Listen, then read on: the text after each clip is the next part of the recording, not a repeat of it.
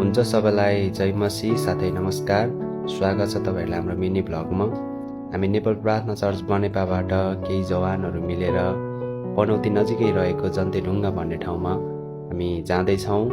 एकदम धेरै उत्साहित हुँदै रमाइलो गर्दै हामी यात्रा गर्दै चाहिँ जाँदै थियौं।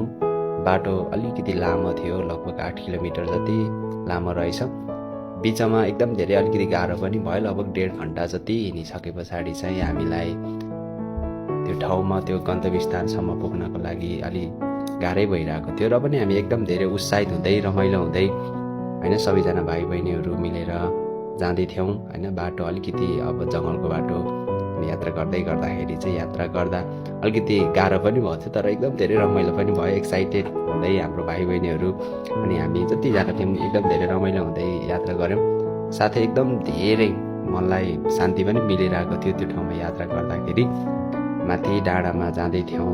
हामी जाँदै गर्दाखेरि बीचमा धेरै कुराहरू पनि हामीले महसुस गर्न पायौँ। आज हामीलाई गाह्रो हुँदै गर्दाखेरि पनि कतिपल्ट चाहिँ प्रभुको त्यो एउटा हैन उत्साहित हुँदै अनि प्रभुले गर्नुभएको त्यो सृष्टिको वर्णनलाई गर्दै एकदम धेरै रमाइलो भइरहेको थियो। हामी फाइनल्ली माथि पुग्यौँ अनि माथि गएर हेर्दै गर्दा चाहिँ क्या धेरै राम्रो ठाउँ थियो, देख्दा पनि वाव है।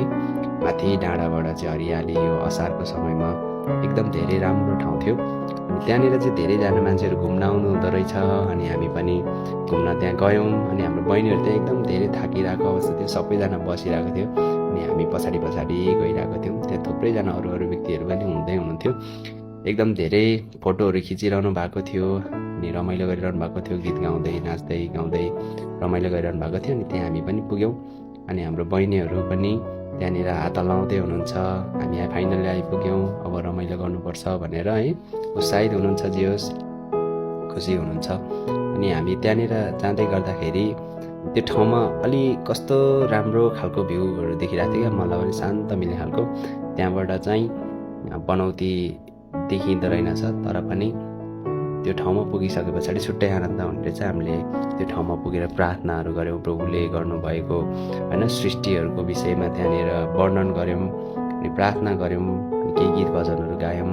गीत भजनहरू गाइसके पछाडि हामीले त्यहाँनिर केही खानेकुराहरू पनि लगेका थियौँ हैन, डिउ, स्प्राइट, पानीहरू पनि लिएर गएको थियौँ। अनि तलबाट दुःख गरेर बोकेर अलिकति गाह्रो पनि भएको थियो, तर खानालाई माथि त एकदम धेरै रमाइलो भइरहेको थियो।